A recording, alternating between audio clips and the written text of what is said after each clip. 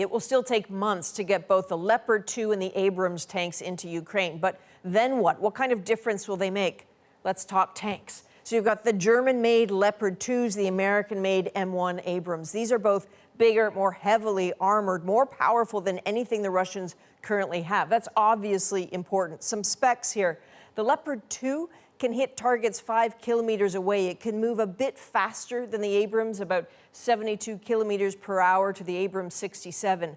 They both hold 4 people. You've got the commander, the gunner, the loader, and the driver. So largely, they're similar. The difference largely is in the engine. The Leopard is diesel, the Abrams is a gas turbine engine. Effectively, it's a jet engine. And it's highly digitized. The electronics are complicated. Training and maintenance will take a while. But once in battle, both are formidable. Have a listen to how retired American Colonel Mark Kansian describes them.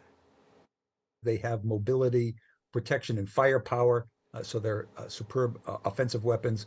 The tanks will help, along with all of the other armored vehicles that have been sent to Ukraine. They will improve Ukraine's offensive capability and make it easier, more likely that they can reclaim some territory.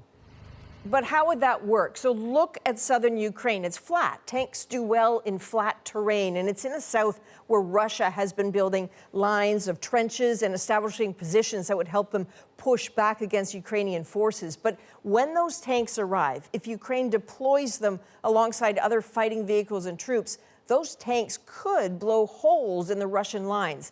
That's how Ukraine could get territory back. When? The math suggests maybe April, meaning rain and mud, a real challenge. Here's another one from Marina Myron, the research fellow in the Defense Studies Department at King's College in London. Russia knows these tanks are coming, so it will most certainly try to take steps to be prepared to face those tanks. It might deploy more tanks. It might deploy robots, which it has advertised that are AI-based and don't have a crew, so they can basically engage tanks. Remember, this call about sending the tanks was a political call. The practicalities start right now for deploying them, and for Russia, for defeating them. As for Canada's tanks, CBC News has learned the Canadian Army is considering sending 4 Leopard 2 tanks. No final decision has been made, but the government could make an announcement on it as early as tomorrow.